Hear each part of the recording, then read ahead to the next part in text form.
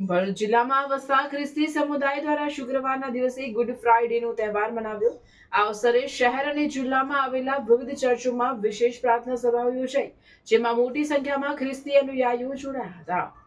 Good ફ્રાઇડેના દિવસે પ્રભુ ઈસુ ખ્રિસ્તે માનવજાતના પાપોના નિવારણ માટે આપેલા બલિદાનને યાદ કરવામાં આવે છે।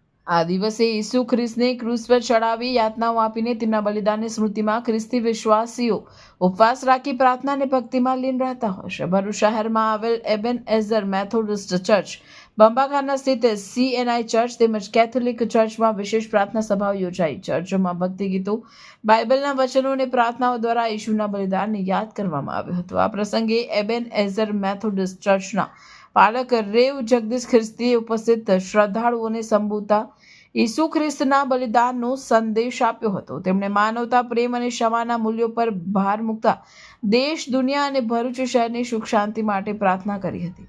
આ રીતે ભરૂચ જિલ્લામાં ગુડ ફ્રાઇડેનો તહેવાર શાંતિપૂર્ણ માહોલ વચ્ચે મનાવાયો હતો। રિપોર્ટર રવિ સૈયદ, ભરૂચ।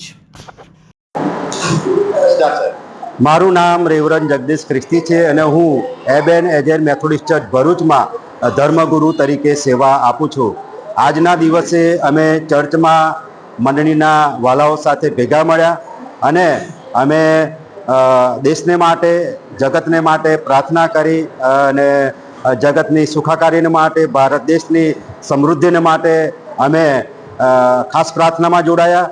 અને આજનો દિવસ એ ભલો શુક્રવાર છે કે આજના દિવસે પ્રભુ ઈસુ ખ્રિસ્તે સમસ્ત માનવ જાતને માટે પોતાનું બલિદાન આપ્યું અને એમના બલિદાનમાં બધાનો ઉદ્ધાર છે, બધાનો મોક્ષ છે અને જે કોઈ વિશ્વાસ કરે છે તેને મોક્ષ મળે છે।